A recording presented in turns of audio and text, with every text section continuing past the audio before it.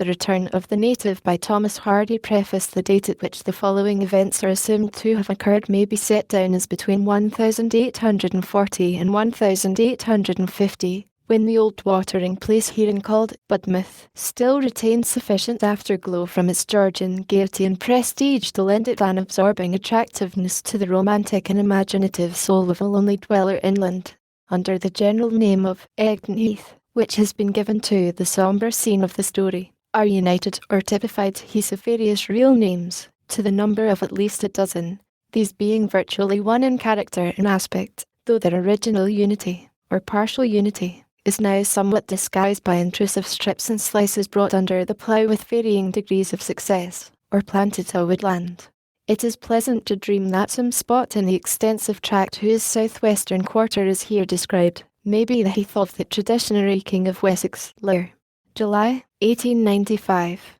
To sorrow I bade good morrow, and thought to leave her far away behind, but cheerly, cheerly, she loves me dearly, she is so constant to me, and so kind. I would deceive her, and so leave her, but she is so constant and so kind.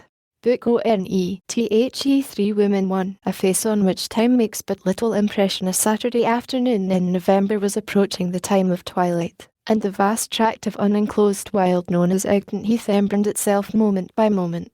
Overhead the hollow stretch of whitish cloud shutting out the sky was as a tent which had the whole heath for its floor, the heaven being spread with this pallid screen and the earth with the darkest vegetation. Their meeting line at the horizon was clearly marked. In such contrast the heath wore the appearance of an instalment of night which had taken up its place before its astronomical hour was come. Darkness had to a great extent arrived herein, while day stood distinct in the sky. Looking upwards, a furze cutter would have been inclined to continue work. Looking down, he would have decided to finish his faggot and go home. The distant rims of the world and of the firmament seemed to be a division in time no less than a division in matter.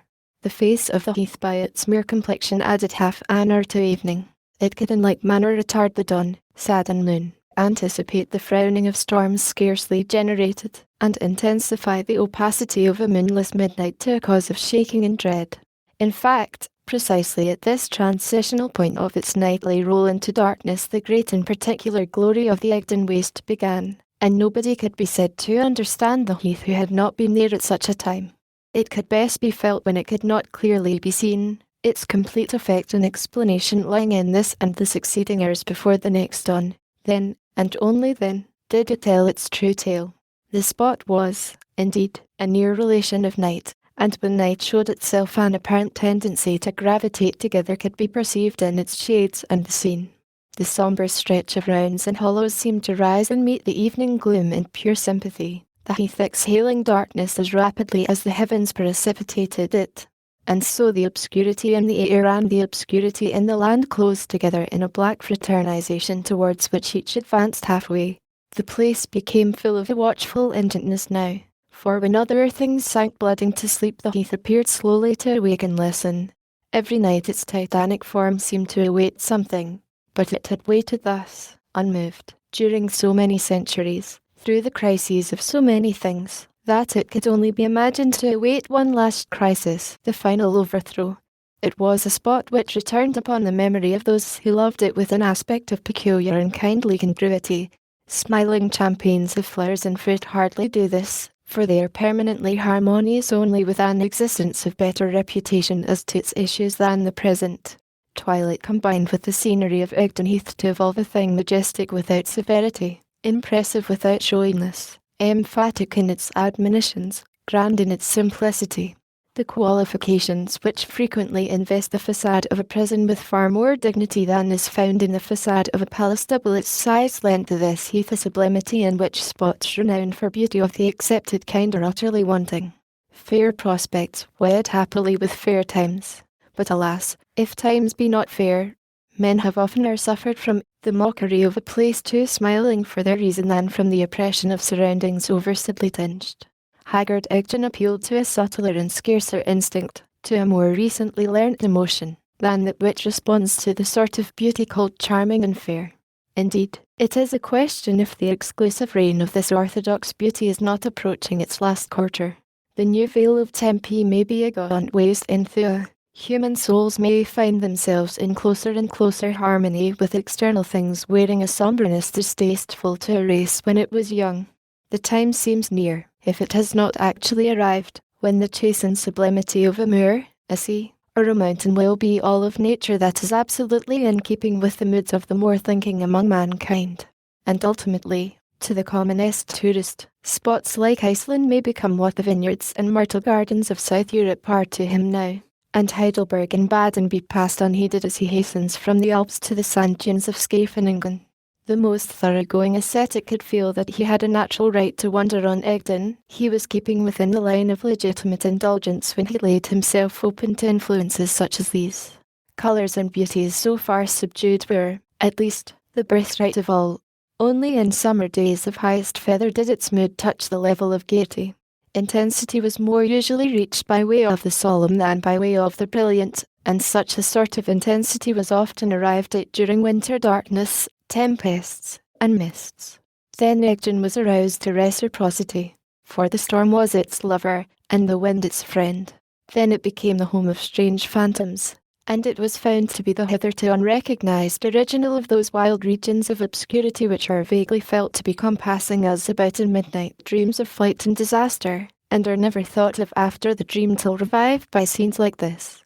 It was at present a place perfectly accordant with man's nature, neither ghastly, hateful, nor ugly, neither commonplace, unmeaning, nor tame, but, like man, slighted and enduring, and withal singularly colossal and mysterious in its swarthy monotony. As with some persons who have long lived apart, solitude seemed to look out of its countenance. It had a lonely face, suggesting tragical possibilities. This obscure, obsolete, superseded country figures in Domesday. Its condition is recorded therein as that of a furzy, briery wilderness, area. Then follows the length and breadth in leagues, and, though some uncertainty exists as to the exact extent of this ancient lineal measure, it appears from the figures that the area of Egdon down to the present day has but little diminished. Turbera area, the right of cutting heath turf, occurs in charters relating to the district. Overgrown with heath and moss, says Leland of the same dark sweep of country. Here at least were intelligible facts regarding landscape, far-reaching proofs productive of genuine satisfaction. The untamable, Ishmaelitish thing that Egdon now was it always had been. Civilization was its enemy, and ever since the beginning of vegetation its soil had worn the same antique brown dress, the natural and invariable garment of the particular formation. In its venerable one coat lay a certain vein of satire and human vanity in clothes. A person on a heath in raiment of modern cut and colours has more or less an anomalous look. We seem to want the oldest and simplest human clothing where the clothing of the earth is so primitive. To recline on a stump of thorn in the central valley of Egdon, between afternoon and night, as now, where the eye could reach nothing of the world outside the summits and shoulders of Helland which filled the whole circumference of its glance, and to know that everything around and underneath had been from prehistoric times as unaltered as the stars overhead, gave ballast to the mind adrift on change, and harassed by the irrepressible new. The great inviolate place had an ancient permanence which the sea cannot claim. Who can say of a particular sea that it is old? Distilled by the sun, kneaded by the moon, it is renewed in a year, in a day, or in an hour. The sea changed, the fields changed, the rivers, the villages, and the people changed, yet Egdon remained. Those surfaces were neither so steep as to be destructible by weather, nor so flat as to be the victims of floods and deposits, with the exception of an aged highway, and a still more aged barrow presently to be referred to. Themselves almost crystallized their natural products by long continuance. Even the trifling irregularities were not caused by pickaxe, plough, or spade, but remained as the very finger touches of the last geological change. The above-mentioned highway traversed the lower levels of the heath, from one horizon to another.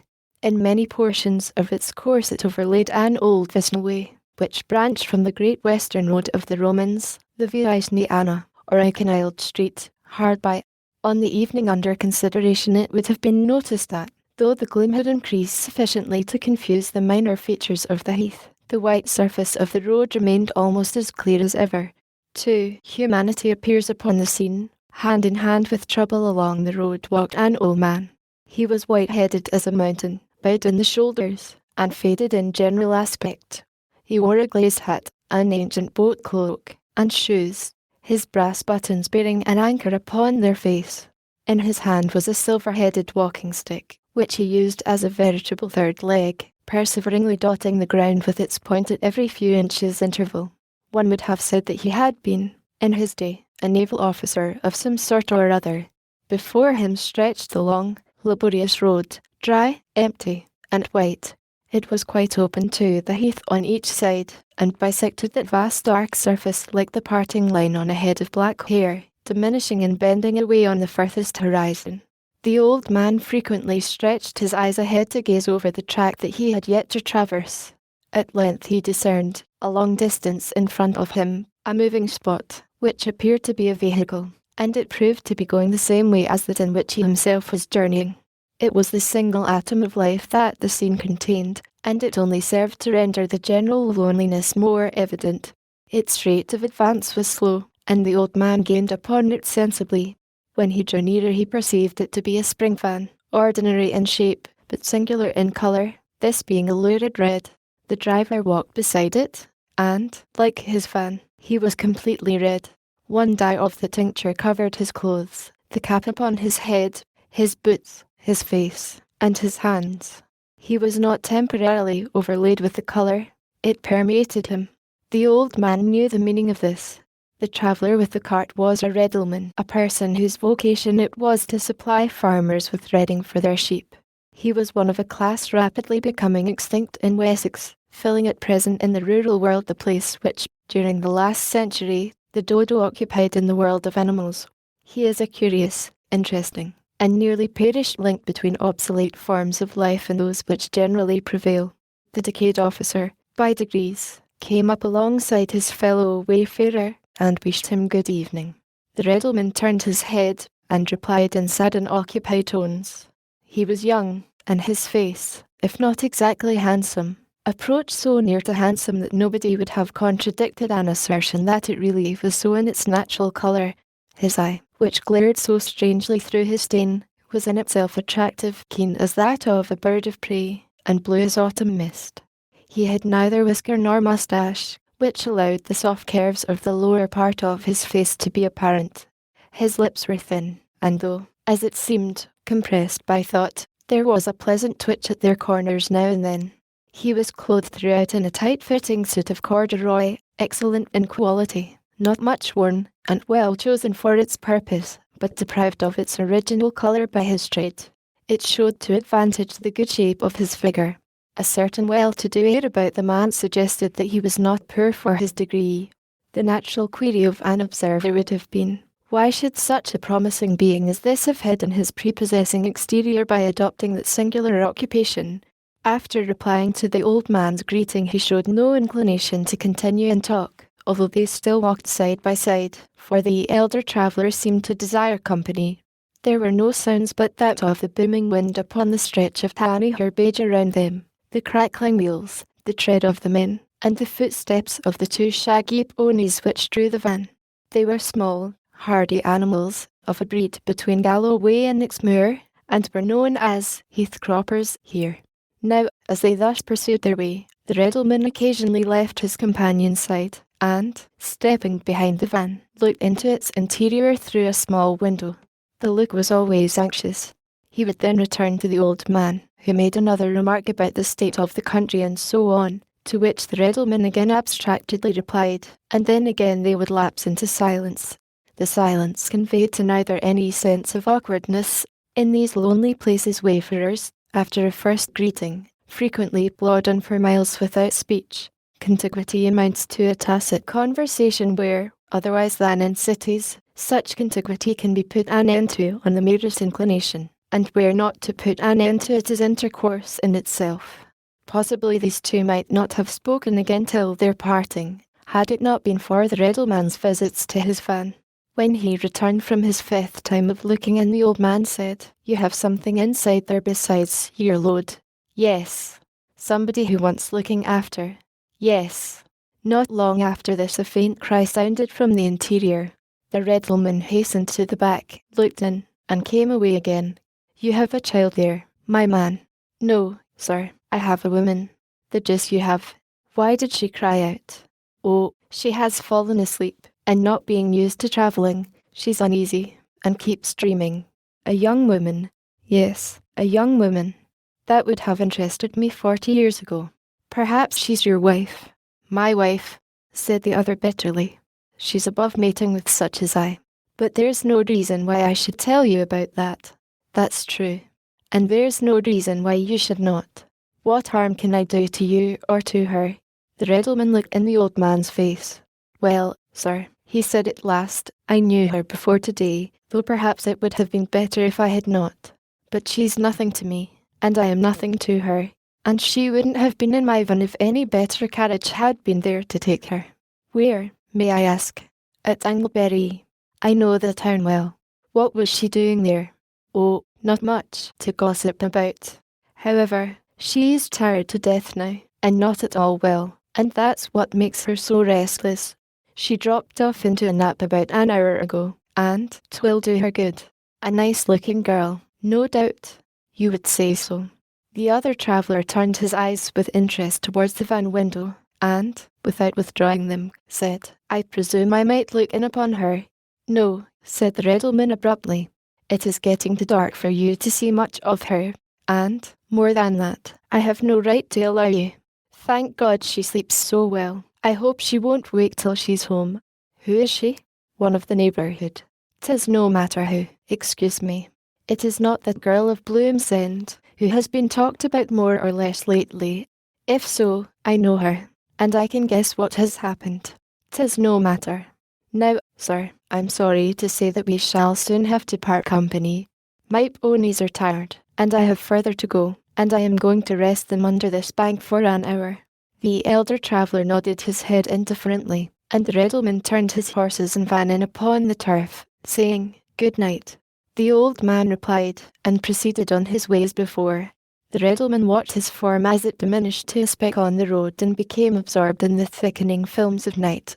He then took some hay from a truss which was slung up under the van, and, throwing a portion of it in front of the horses, made a pad of the rest, which he laid on the ground beside his vehicle.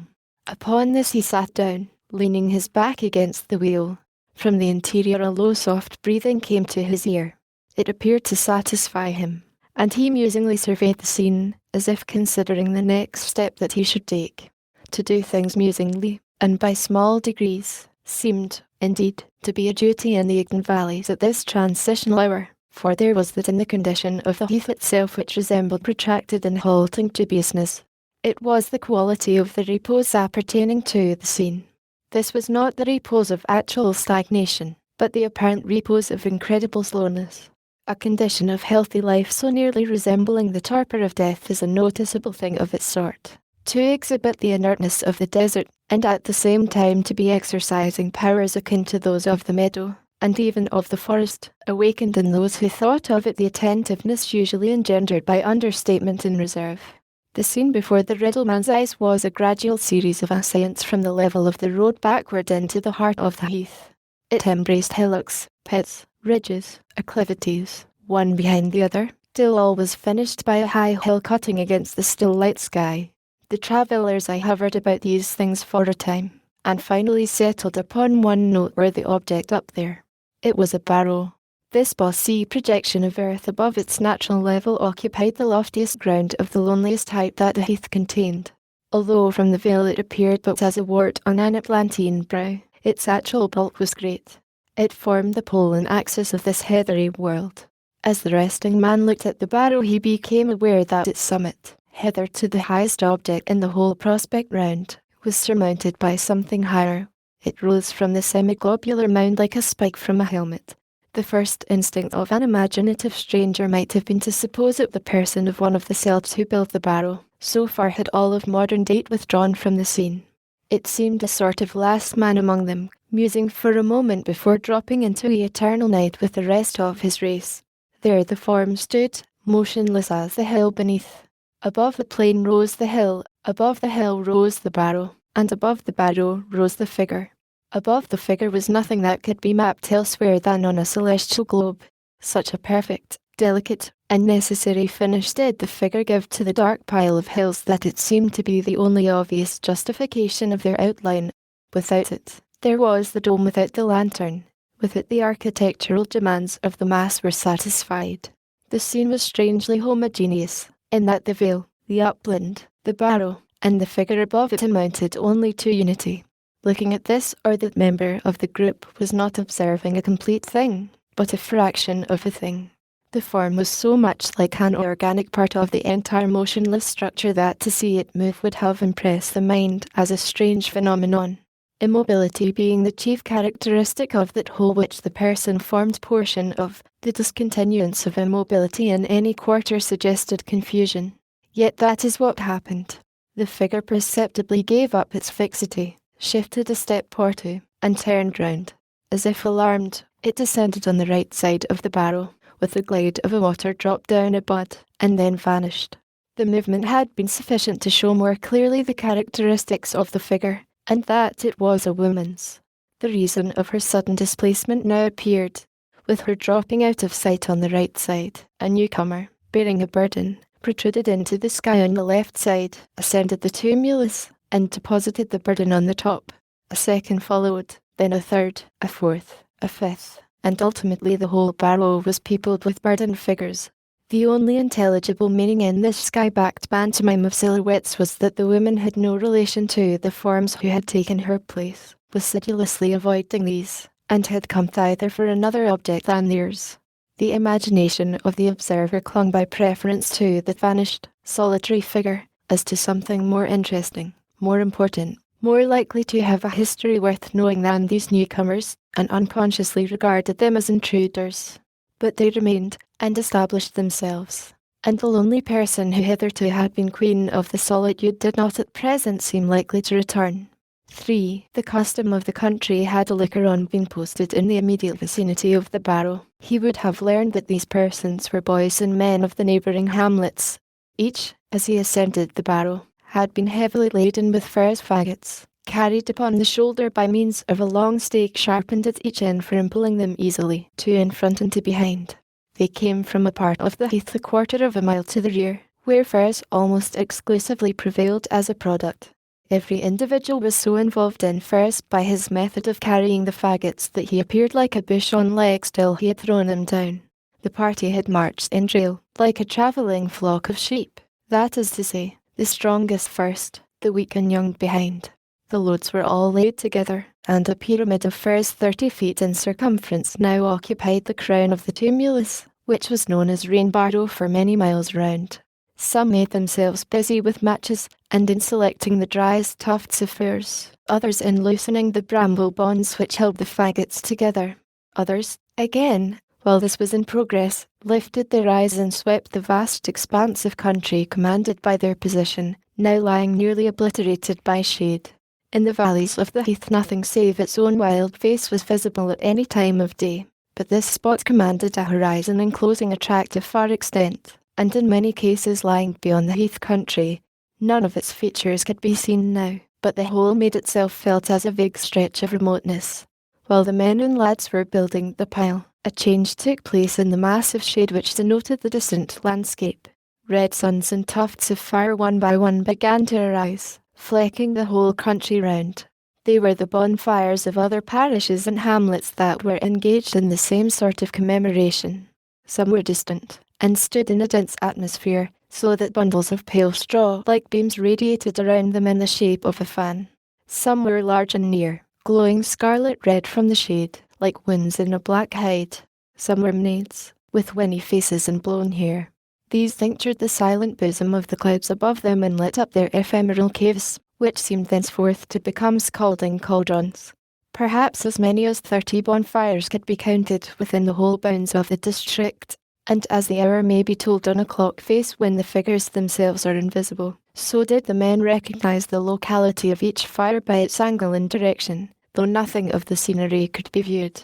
The first tall flame from Rain Barrow sprang into the sky, attracting all eyes that had been fixed on the distant conflagrations back to their own attempt in the same kind. The cheerful blaze streaked the inner surface of the human circle, now increased by other stragglers, male and female, with its own gold livery. and even overlaid the dark turf around with a lively luminousness, which softened off into obscurity where the barrow rounded downwards out of sight. It showed the barrow to be the segment of a globe, as perfect as on the day when it was thrown up, even the little ditch remaining from which the earth was dug. Not a plough had ever disturbed a grain of that stubborn soil. In the heath's barrenness to the farmer lay its fertility to the historian. There had been no obliteration, because there had been no tending. It seemed as if the bonfire makers were standing in some radiant upper story of the world, detached from and independent of the dark stretches below. The heath down there was now a vast abyss, and no longer a continuation of what they stood on, for their eyes, adapted to the blaze, could see nothing of the deeps beyond its influence. Occasionally, it is true, a more vigorous flare than usual from their faggots sent darting lights like aids de camp down the inclines to some distant bush, pool, or patch of white sand, kindling these to replies of the same colour, till all was lost in darkness again. Then the whole black phenomenon beneath represented limbo as viewed from the brink by the sublime Florentine in his vision, and the muttered articulations of the wind in the hollows were as complaints and petitions from the souls of mighty earth suspended therein. It was as if these men and boys had suddenly dived into past ages, and fetched there from an hour indeed which had before been familiar with this spot. The ashes of the original British power which blazed from its summit lay fresh and undisturbed in the barrow beneath their tread. The flames from funeral piles long ago kindled there had shone down upon the lands as these were shining now. Festival fires to Thor and Woden had followed on the same ground and duly had their day. Indeed, it is pretty well known that such blazes as this the Heathmen were now enjoying are rather the lineal descendants from jumbled druidical rites and Saxon ceremonies than the invention of popular feeling about a gunpowder plot. Moreover, to light a fire is the instinctive and resistant act of man when, at their winter ingress, the curfews sounded throughout nature. It indicates a spontaneous, Promethean rebelliousness against that fate that this recurrent season shall bring foul times, cold darkness, misery and death. Black chaos comes, and the fettered gods of the earth say, "Let there be light." The brilliant lights and sooty shades which struggled upon the skin and clothes of the persons standing round caused their lineaments and general contours to be drawn with durest vigour and dash. Yet the permanent moral expression of each face it was impossible to discover, for as the nimble flames towered, nodded, and swooped through the surrounding air, the blots of shade and flakes of light upon the countenances of the group changed shape and position endlessly. All was unstable, quivering as leaves, evanescent as lightning. Shadowy eye sockets, deep as those of a death's head, suddenly turned into pits of lustre. A lantern jaw was cavernous, then it was shining. Wrinkles were emphasized to ravines, or obliterated entirely by a changed ray. Nostrils were dark wells, sinews in old necks were gilt mouldings. Things with no particular polish on them were glazed. Bright objects, such as the tip of a furze hook one of the men carried, were as glass, eyeballs glowed like little lanterns. Those whom nature had depicted as merely quaint became grotesque. The grotesque became preternatural, for all was in extremity. Hence it may be that the face of an old man, who had like others been called to the heights by the rising flames, was not really the mere nose and chin that it appeared to be, but an appreciable quantity of human countenance. He stood complacently sunning himself in the heat. With a speaker, or stake, he tossed the outlying scraps of fuel into the conflagration, looking at the midst of the pile, occasionally lifting his eyes to measure the height of the flame, or to follow the great sparks which rose with it and sailed away into darkness. The beaming sight, and the penetrating warmth, seemed to breed in him a cumulative cheerfulness, which soon amounted to delight. With his stick in his hand he began to jig a private minuet, a bunch of copper seals shining and swinging like a pendulum from under his waistcoat. He also began to sing, in the voice of Ibi flew, the king, cat down, his nobles all, by one, by two, by three. Earl Mar shall, I'll go shrive, the queen, and thou shalt wend with me. A boon, quoth Earl Marshal, and fell on his bend, Didn't that whatsoe'er the queen shall say, no harm thereof may be. Want of breath prevented a continuance of the song, and the breakdown attracted the attention of a firm-standing man of middle age, who kept each corner of his crescent-shaped mouth rigorously drawn back into his cheek, as if to do away with any suspicion of mirthfulness which might erroneously have attached to him. "A fair stave, Grandfer Cantle, but I am afraid 'tis too much for the mouldy wisdom of such a old man as you," he said to the wrinkled reveller. "Dossn't wish to waste 3 sixes again, Grandfer, as you was when you first learned to sing it." "Hey," said Grandfer Cantle, stopping in his dance. "Dossn't wish waste young again, I say. There's a hole in thy poor billows nowadays seemingly. But there's good art in me. If I couldn't make a little wind go a long ways I should seem no younger than the most aged man, should I, Timothy? And how about the new married folks down there at the Quiet Women Inn?" the other inquired, pointing towards a dim light in the direction of the distant highway, but considerably apart from where the Riddleman was at that moment resting. "What's the rights of the matter about You ought to know, being an understanding man, but a little rakish. Hey, I own to it. Master Cantle is that, or he's nothing. Yet 'tis a gay fault, neither fair way, that age will cure. I heard that they were coming home tonight. By this time they must have come. What besides? The next thing is for us to go and wish joy, I suppose. Well, no. Now, I thought I must, or 'twould be very unlike me, the first in every spree that's going.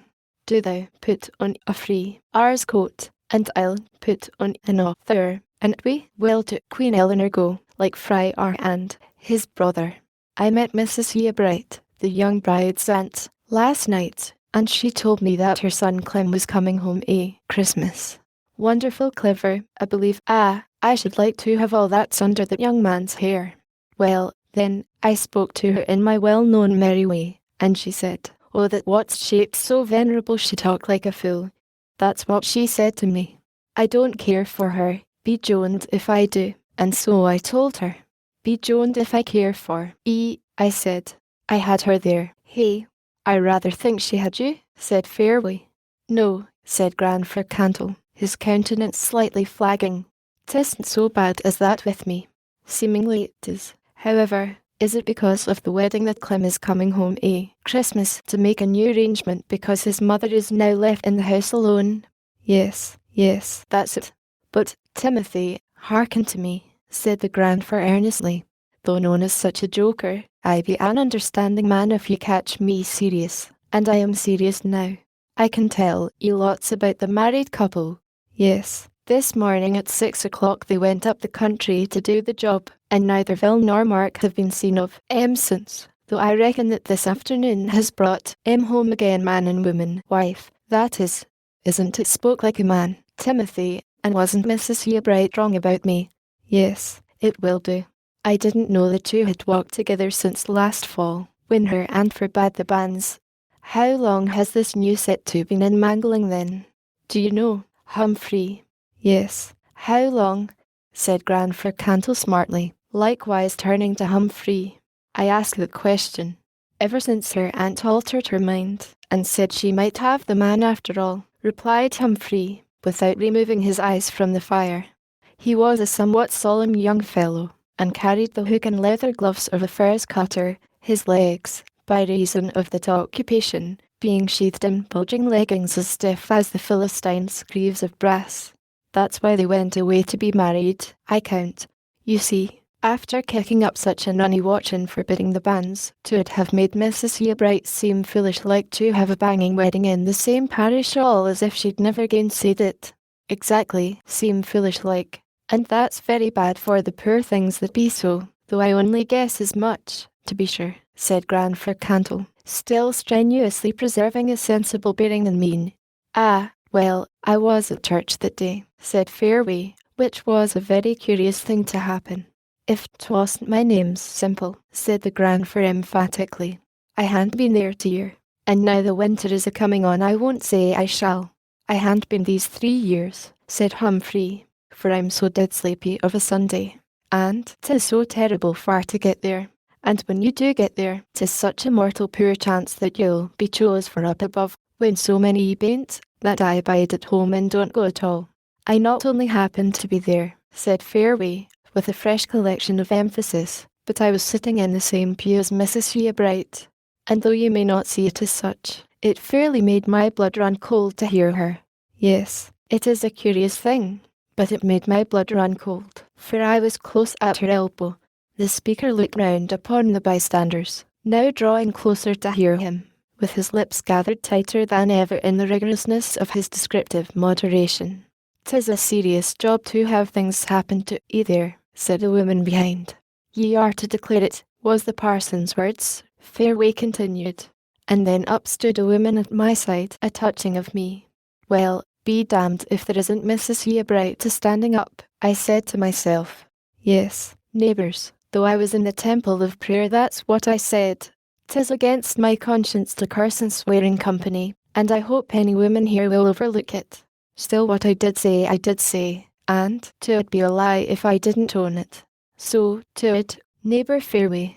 "Be damned if there isn't Mrs. Yeabright to standing up," I said, the narrator repeated, giving out the bad word with the same passionless severity of face as before, which proved how entirely necessity and not gusto had to do with the iteration.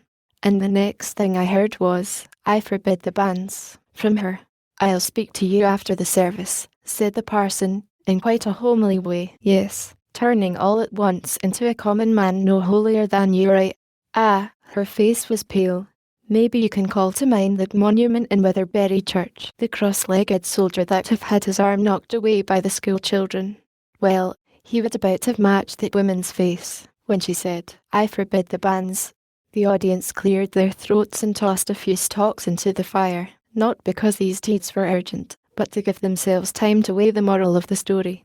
I'm sure when I heard they'd been forbid I felt as glad as if anybody had gied me sixpence, said an earnest voice, that of Ollie Dowden, a woman who lived by making heath brooms, or besoms. Her nature was to be civil to enemies as well as to friends, and grateful to all the world for letting her remain alive. "And now the mate have married him just the same," said Humphrey.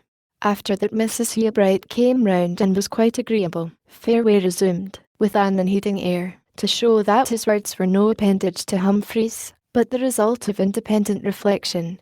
"Supposing they were ashamed, I don't see why they shouldn't have done it here, right?" said a widespread woman whose stays creaked like shoes whenever she stooped or turned. "'Tis well to call the neighbours together and to hae a good racket once now and then, and it may as well be when there's a wedding as at tide times. I don't care for closeways." "Ah, now, you'd hardly believe it, but I don't care for gay weddings," said Timothy Fairway, his eyes again travelling round. "I hardly blame Thomas and Yeabright and neighbour Wildeve for doing it quiet, if I must own it. A wedding at home means 5 and 600 reals by the hour, and they do a man's legs no good when he's over 40. True. Once at the women's house you can hardly say nay to being one in a jig, knowing all the time that you be expected to make yourself worth your victuals. You be bound to dance at Christmas because 'tis the time o' year. You must dance at weddings because 'tis the time o' life. At christenings folk will even smuggle in a reel or two, if 'tis no further on than the first or second chiel. And this is not naming the songs you've got to sing. For my part I like a good hearty funeral as well as anything. You've as splendid victuals and drink as at other parties, and even better. And don't wear your legs to stumps in talking over a poor fellow's ways as it do to stand up in hornpipes. 9 folks out of 10 would own 'twas going too far to dance then, I suppose," suggested Grandfer Cantle. "'Tis the only sort of party a staid man can feel safe at after the muck have been round a few times." "Well, I can't understand a quiet ladylike little body like Tamsin Yeabright caring to be married in such a mean way," said Susan Nunsick, the white woman, who preferred the original subject. "'Tis worse than the poorest do. And I shouldn't have cared about the man, though some may say he's good-looking. To give him his due, he's a clever, learned fellow in his way, almost as clever as Clem Yeabright used to be. He was brought up to better things than keeping the quiet woman. An engineer, that's what the man was, as we know, but he threw away his chance, and so I took a public house to live. His learning was no use to him at all." "Very often the case," said Ollie, the besom maker. "And yet how people do strive after it and get it. The class of folk that couldn't use to make a round dough to save their bones from the pit can write their names now without a sputter of the pen, oftentimes without a single blot. What do I say? Why, almost without a desk to lean their stomachs and elbows upon. True, 'tis amazing what a polish the world have been brought to, said Humphrey. Why, afore I went a soldier in the bang-up locals, as we was called, in the year 4, chimed in Grandfer Cantle brightly, I didn't know no more what the world was like than the commonest man among ye. And now, Joan it all, I won't say what I bain't fit for. Hey, could sign the book. No doubt, said Fairway, if we's young enough to join hands with the women again, like Wild even Mrs. Thompson, which is more than Humph there could do, for he follows his father in learning. Ah, Humph, well I can mind when I was married how I said thy father's marks tearing me in the face as I went to put down my name. He and your mother were the couple married just afore we were, and there stood thy father's cross with arms stretched out like a great banging scarecrow. What a terrible black cross that was, thy father's very likeness in. To save my soul I couldn't help laughing when I said in, though all the time I was as hot as dog days, what with the marrying, and what with the women a-hanging to me, and what with Jack Changley and a lot more chaps grinning at me through church window.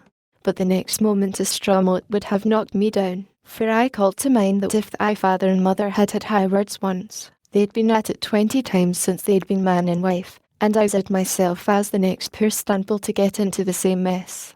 Ah, well, what a day 'twas. Wild Eve is older than Tamsin ye bright by a good few summers.